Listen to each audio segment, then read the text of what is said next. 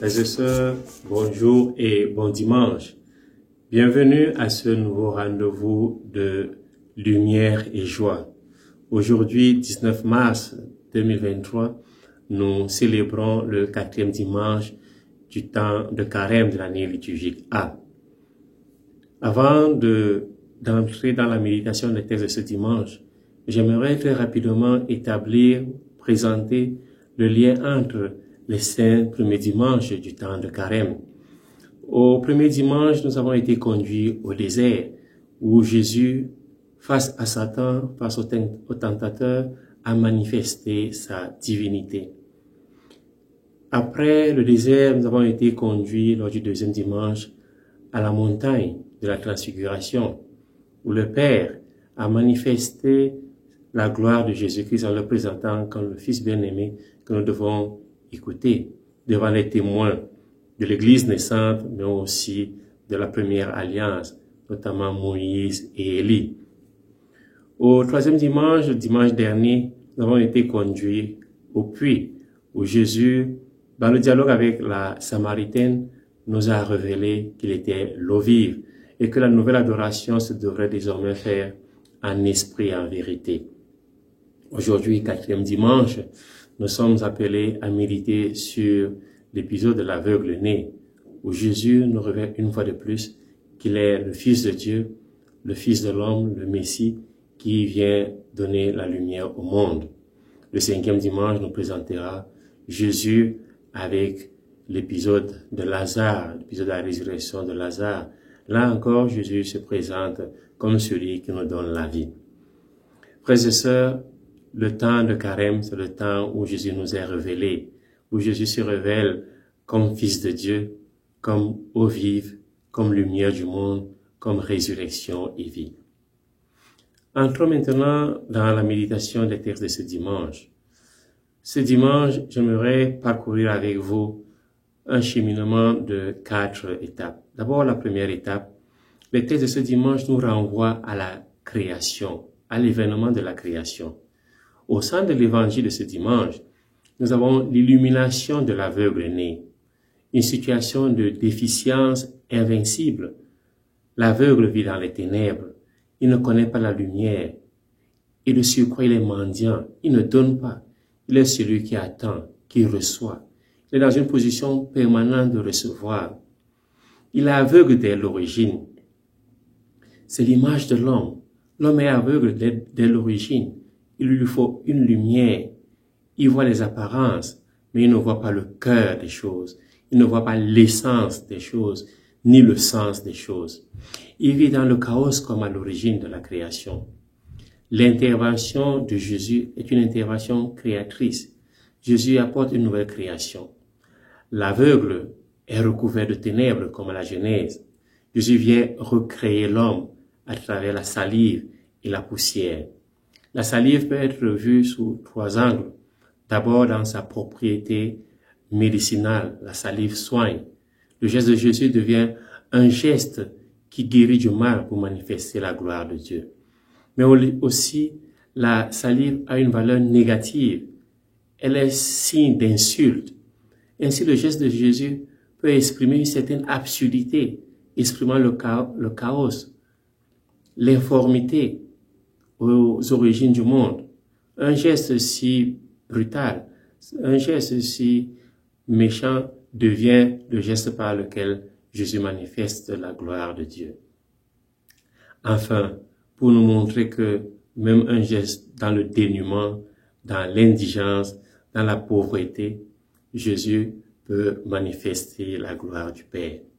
Enfin, la salive, selon le monde de la Bible, est le produit de l'eau et de l'esprit.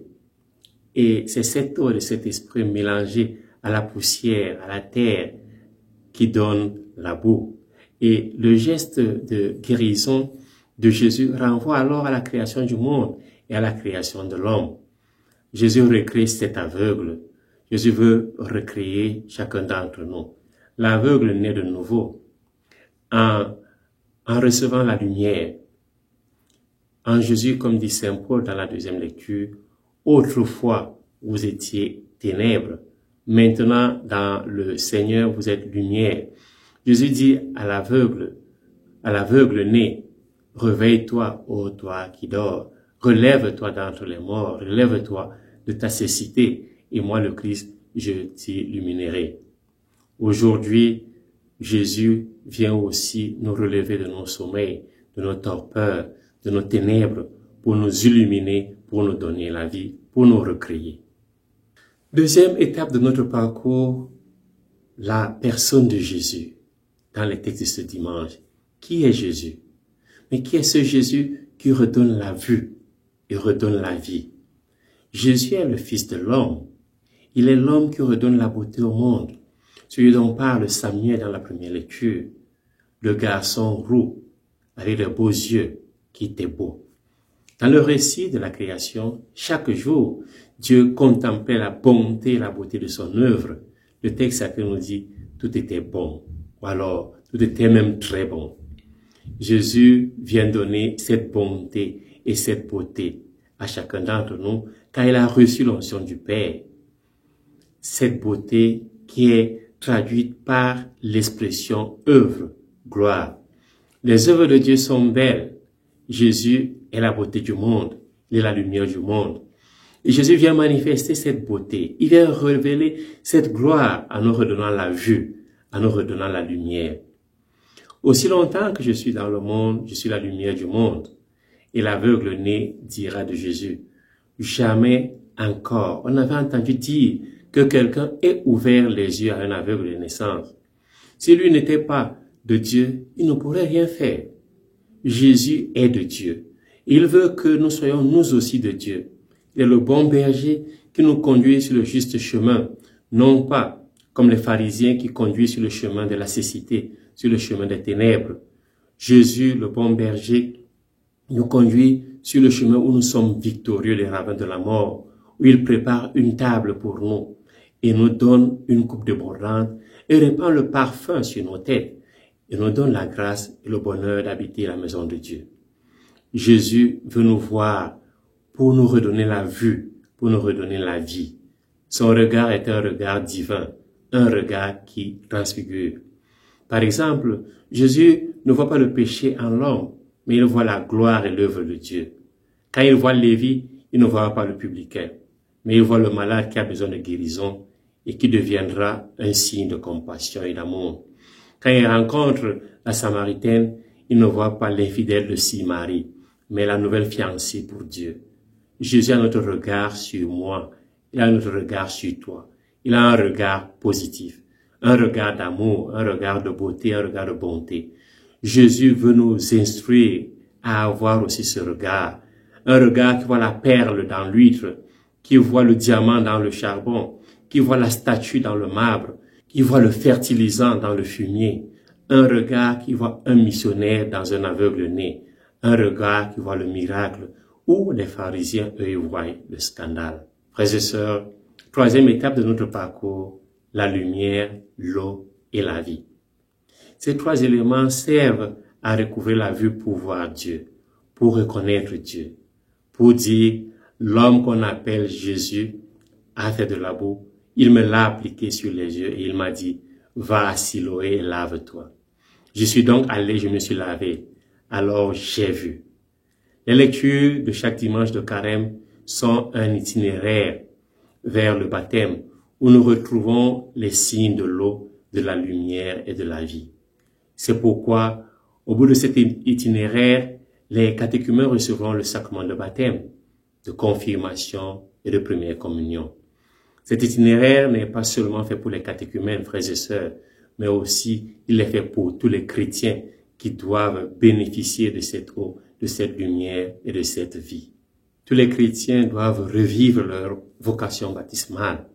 Saint Paul dit dans la deuxième lecture, « Autrefois, vous étiez ténèbres, maintenant dans le Seigneur vous êtes lumière. Conduisez-vous comme les enfants de lumière. » Or, la lumière a pour fruit tout ce qui est bonté, justice et vérité. Et sachez reconnaître ce qui est capable de plaire au Seigneur. Nous sommes invités à toujours plaire au Seigneur. Cet itinéraire vers la lumière du Christ, frères et sœurs, nous libère à une foi basée sur l'observance des règles, une foi basée sur la peur, mais plutôt une foi. Jésus veut une foi qui libère l'homme et lui donne la vie, une foi qui redonne à l'homme sa dignité, une foi qui recrée l'homme et le renouvelle. Quatrième étape de ce parcours, la mission. Jésus demande à l'aveugle né d'aller se laver à la piscine de Siloé dont le nom signifie envoyé. Jésus est l'envoyé de Dieu. Il l'a déclaré dans l'évangile plusieurs fois. Jésus a envoyé pour nous transfigurer, pour faire de nous des fils de lumière, pour nous faire passer de l'obscurité de la cécité à la lumière de la vue, mieux à la claire vision. Dieu avait sorti le monde des ténèbres du chaos pour la lumière de la vie. Dieu a envoyé son Fils Jésus, il l'a oint pour continuer cette œuvre. De même, nous aussi avons été oints dans le baptême et nous sommes envoyés pour sortir nos frères des ténèbres, pour les introduire dans la lumière du Christ. Frères et sœurs, face à nos nuits de haine, à nos nuits de préjugés malsains, le chrétien reçoit la mission de voir comme Dieu qui voit les cœurs et d'apporter la lumière de la beauté, la lumière du neuf, la brillance de la joie, pour révéler la gloire et la beauté de Dieu. Comme une abeille qui fait le miel partout où elle va, le chrétien emporte la beauté divine, la lumière de Jésus partout où il va. Terminons par cette parabole. Un jour, un journaliste demanda à un médecin ophtalmologue, « Quel conseil peux-tu donner à un enfant ?» La dame répondit, « Protège tes yeux, car lorsque tu te blesses à l'œil, tu perds la vue. Il est difficile que tu recouvres la vue comme avant. Et comme mère, je peux ajouter, si tu as l'opportunité d'aller à l'école, profite de cette grâce que Dieu te donne. C'est la base de ton avenir.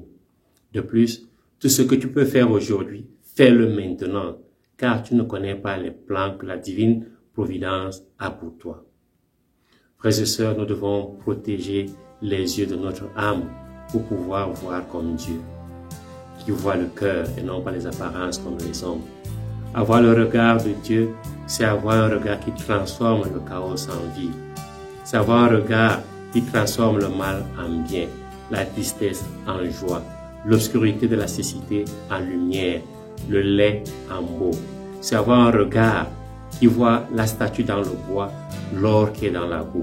C'est avoir un regard qui voit Dieu partout, qui voit Dieu en chaque homme et qui voit en chaque homme un frère, un ami, un fils de Dieu.